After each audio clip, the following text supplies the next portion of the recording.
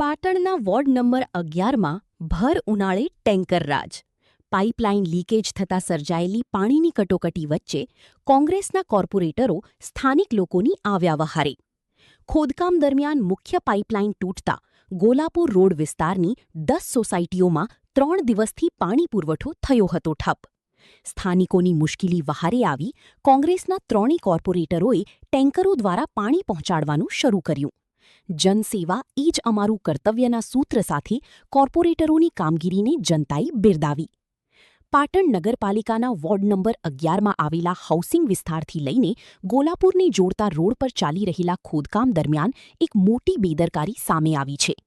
ખોદકામ દરમિયાન પીવાના પાણીની મુખ્ય પાઇપલાઇનમાં મોટું લીકેજ સર્જાતા આસપાસની અંદાજિત 10 જેટલી સોસાયટીઓમાં છેલ્લા 3 દિવસથી પાણી પુરવઠો સંપૂર્ણપણે બંધ થઈ ગયો હતો.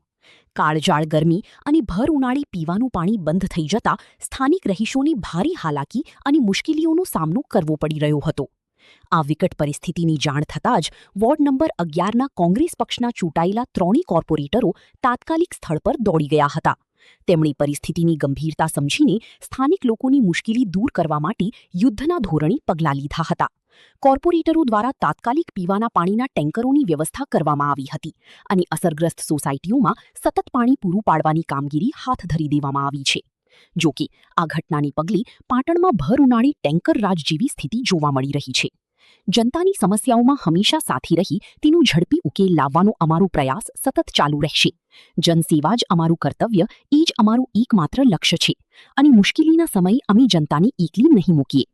ભર ઉનાળે પાણીની આફત વચ્ચે દેવદૂત બનીને આવેલા કોંગ્રેસના કોર્પોરેટરોની આ ત્વરિત અને સેવાકીય કામગીરીને સ્થાનિક રહીશો ખૂબ જ સરાહનીય લેખાવી રહ્યા છે અને આભાર વ્યક્ત કરી રહ્યા છે.